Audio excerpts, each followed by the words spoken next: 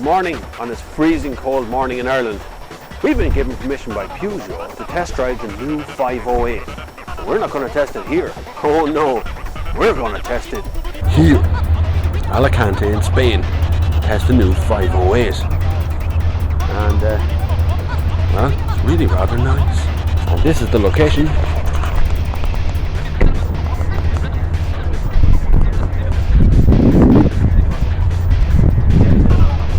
There's the car.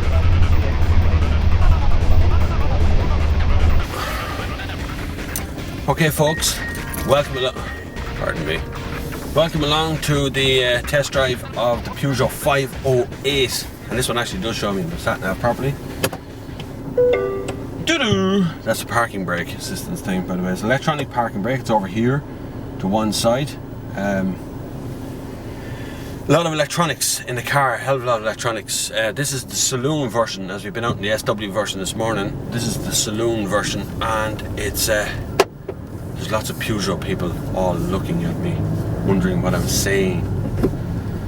There's a lot rests on the Peugeot 508 for Peugeot.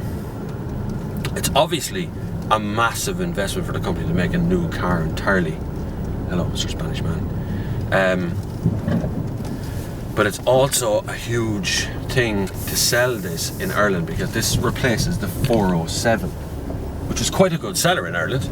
You'll still see quite a few of them around, actually, to be honest with you. Peugeot said there's over still 9,000 in the fleet out there. Not fleet, but you know, car park. But yesterday we had a great chance of taking it up the mountains and going down through the mountain passes and going wherever we wanted to go in it. And it was brilliant. Very good, very flat through the corners. It handles very, very well. Now yesterday I had a 2.2 litre diesel automatic, and that made for some interesting driving, I would say. It won't come out in Ireland. It'll be available for special offer and stuff, but it's not even on the price list to have a 2.2. But today I have the one you're going to buy, which is the 2 litre HDI. This is the saloon version, but there is available in SW. And the world's press is here having a look at it. As you can, well, you're going to see in a second when I overtake this person here beside me. There is actually another Peugeot 508 driving along right beside me. As I say, this car is going to be, well, hopefully for Peugeot, a huge seller. Interior fit and finish is spectacularly good. It's very, very pliant on the road. It cruises along. There goes the unit 508 there. It's very cruisy. It's very quiet. At high speed, I'm talking motorway speeds, there is a tiny bit of wind noise around the A-pillar, but that's, well, normal enough, to be honest with you, because Peugeot cabins tend to be so quiet. If you've ever driven a 3008, you'll know why I say it's quiet. Because they tend to be so quiet, any wind noise in a Peugeot 508 will show up as being a lot of wind noise, when in actual fact it's not. Nice features that are in the car, in this one particularly, is the sat nav and the heads up display.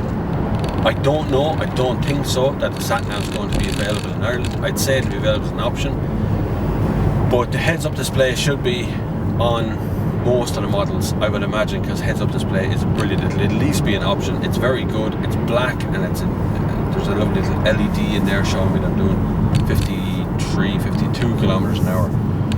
There is a lot of buttons. Now the spec in Ireland will be different, obviously, than this is the top spec. This has all the bells and whistles you're going to be able to get on the car that you buy in Ireland. But there's a lot of buttons. Okay, I'm swamped in buttons on the steering wheel. There's some buttons down there. There's more buttons over here. Start and stop, and parking brakes over there. There's millions of buttons on the front here.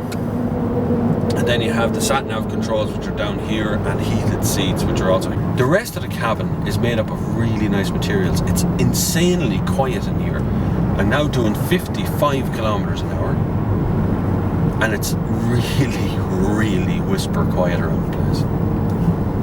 The manual version is quite nice. The gearbox, it's that French sort of vagueness about it in this one, and the automatic box is really rather good, if in places a little bit dumb. It doesn't quite change down when you want it to change down. Now, We're way out in the motorway now. So we'll get it up to speed, right?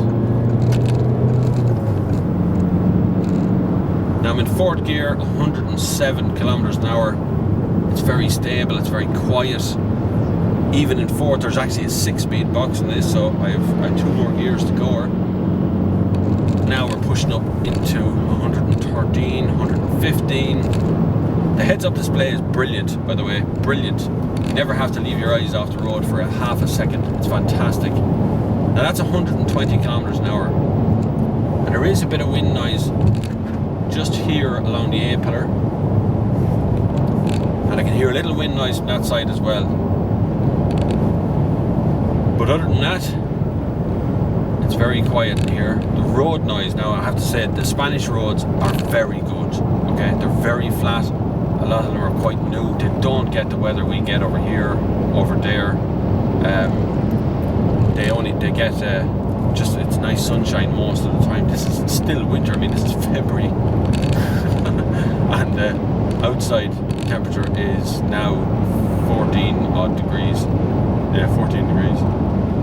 I'm still doing 120. But other than the noise around the A pillar, I haven't really noticed anything else.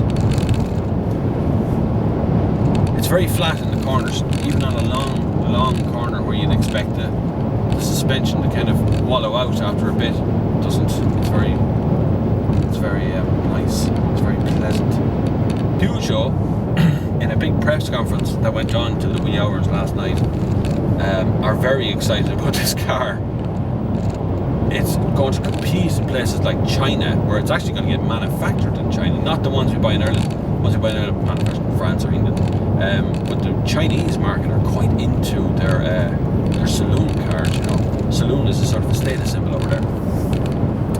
Whereas Ireland, the Irish market has been diluted somewhat because of crossovers, such as the 388, the Nissan Qashqai. All these cars have actually diluted the saloon market. It's no longer a status symbol to have a saloon. From the 2 cars, I'd actually pick the SW version. I think it has cleaner lines down the side, has a nicer rear end on it as well. It just seems more pleasant. This one seems to be just slightly different. Still, an excellent package from Peugeot, I have to say. Really, really good package. This car is going to start sub 25,000. Top spec one will be stretching into the 30,000s. The SW version, you know, 2.2 litre HDI. We probably won't see it in Ireland on a price list. I don't know why. It's got low CO2. It will be a very expensive car. But the 2.2 litre GT version is called, or the 2.2 litre SW version, the other one, with an automatic box. It's a nice package, really, really nice package. It's a shame, it'd be a shame if Peugeot don't actually bring it into Ireland, expense or not, but we'll see. Other than that, from Alicante in Spain, fare thee well, enjoy yourselves, see you later on.